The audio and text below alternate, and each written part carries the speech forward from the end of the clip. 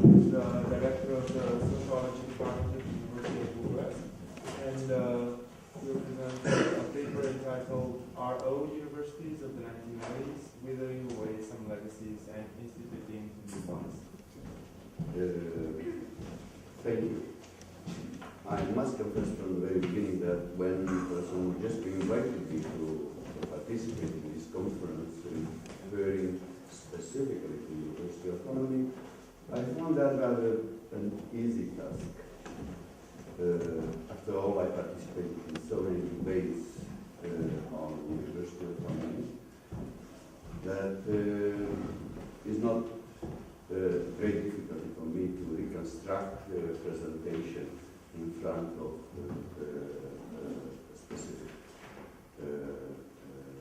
audience.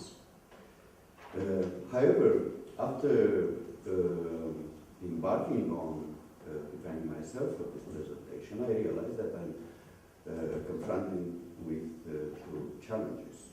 On the one hand, I was supposed to speak about the first years of post-communism, and those, for me, were living years. I was not outside the university and observing it from the distance. I was heavily involved in that, and there I found myself to reflect, while respecting the sort of academic neutrality principle, so to reflect on my living time. And my friends know it very well that all of a sudden after 1990 I found myself from a young lecturer hiding among his books, dean, vice rector, and then with new positions in shaping out a new university and higher education system. And to go through presenting to you the whole story of the beginning of the 90s will take me ages. And I will be so personal that I had to distance myself from this presentation. But that was the first challenge. The second challenge was that I am to speak to you about university autonomy in a period in which the similarities with my old time is so obvious that I feel sometimes that I'm going back 20 years ago, at the beginning of the 90s, in the first year of post-communism. The rhetoric of those talking about university autonomy now and then is so similar that it's striking for me. So my only salvation was that since Dr. Mujesti is a historian, he asked me to talk about legacies, historical legacies. And it's obviously clear that any analysis of a trajectory of the university is heavily dependent on historical legacies. Be that an institutional, national, or European background. These historical legacies might be identified institutionally. And here I refer to what in social sciences considered being institutional analysis. I'm not going to take you into too many details about that, but definitely Lazăr and Gita will be with me on this track. They are, these historical legacies are shaped out at different levels. I'm not talking only about norms, rules, be they legal or informal. I'm talking about the ways we work with ideas, the way our mental models are shaped out and make us to expose certain beliefs and certain ways of shaping our things around us.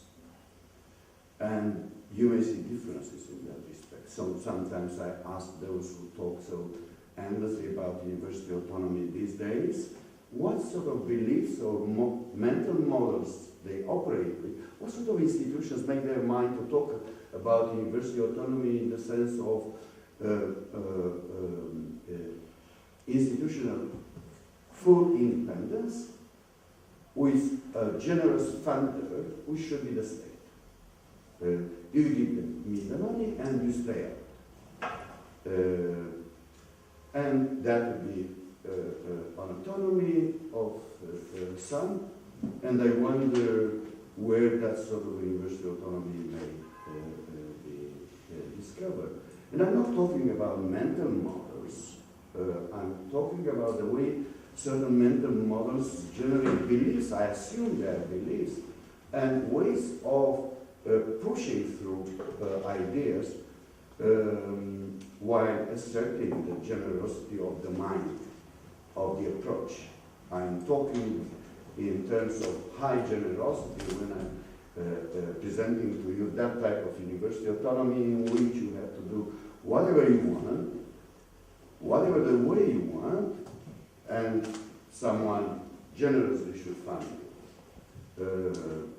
For me, university autonomy is very closely related with accountability. And there are multiple accountabilities. And once we relate autonomy with accountability, probably we will have a different picture, and I'm sorry to say it's radically different from the one I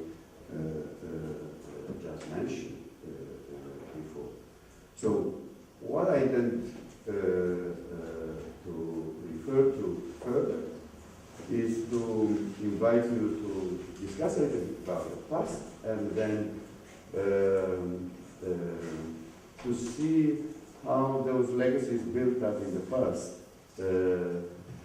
pop up in the present, and how much aware we are that the past is hunting us, and can we distance ourselves from that? Because I must say, and please allow me to confess, against the principle, or particularly due to this academic neutrality, I consider that many messages from the past do come around today's world, and in a very strong way. A little bit about the past. The first years of post-communism were some of the most fascinating years through which I lived. Therefore, forgive me for being sometimes very personal. First of all, as you know, the first years were dominated by the student involvement. Idealist as they were, radical, frontliners in bringing about changes are all symbolized by just our universities. I cannot imagine another period which might be similar in our post-communist history